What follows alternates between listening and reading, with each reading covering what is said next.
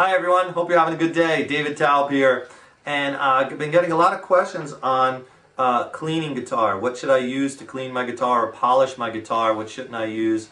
And things of this nature. So I want to tell you a couple things you're going to need to know, which is pretty important. The first thing is, remember that with strings, what I tell you a lot about with guitar strings, and here I'm going to dovetail one into the next, and you'll know why in a second.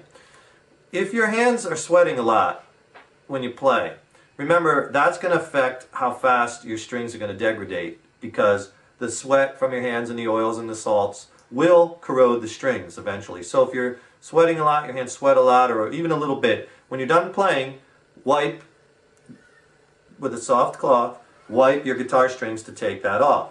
Okay? Do that. What you don't want to then do is this. Then don't take that cloth and polish your guitar with it. Okay? That's a mistake. And that's a mistake that I did when I was really young one time. And I had a dirty guitar, and I did this with the strings with a cloth, and then I took the cloth and I polished the guitar. And then later I noticed, why do I have these hairline scratches in the finish of my guitar? And the reason is, if you just take, without putting a cleaner on the guitar, if you just take a cloth or something and drag it across, any dirt or particles or anything, it's not lifting them off. It's just taking them and dragging them across the finish. And you could get hairline scratches in the finish of your guitar. So what I recommend to clean the body of the guitar is like a standard guitar cleaner. You can use this on guitars, banjos, mandolins. And the reason I like, I just don't like any one. I like the one that has, this has trace elements of lacquer in it. And I think that's important because it helps replenish and seal the finish of the guitar. Okay? Because this guitar, for instance, has a finish. It's not a matte finish. It's in most guitars. Some guitars have the matte finish.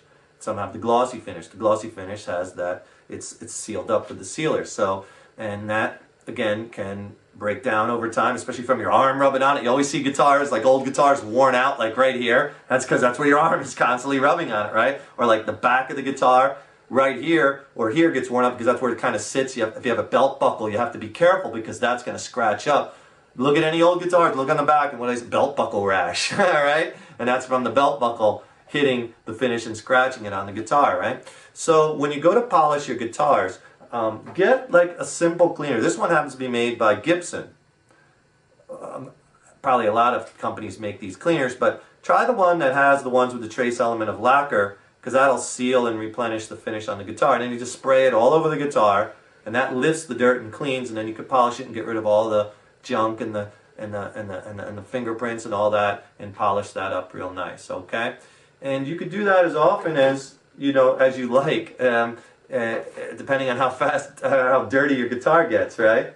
But you want to kind of keep the finish nice, and like I said, it's nice having the sealer with the trace elements of lacquer, the cleaner, to do that. Just don't take your hand and start rubbing across it to like clean up fingerprints and things like that, again, because what you're doing is you're pulling any dirt across the finish of the guitar, and it could scratch it. Same thing like with your car. You don't want to take a dirty car, take your hand and go like this to try and get the dirt off, because that could scratch. You're pulling all that dirt molecules across the finish, and you don't want to do that, right? You want to keep these in great shape, okay? So as far as cleaning it, just go out and get a good guitar polish, and that one was Gibson. I mean, Fender makes them, and lots of other companies make it. I think this was, I don't think it has a price on it. I think it was about $4. Something like that, $4 or $5.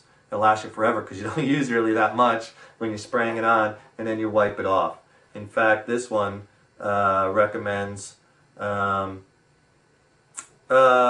just a lint-free cloth, and then buff it.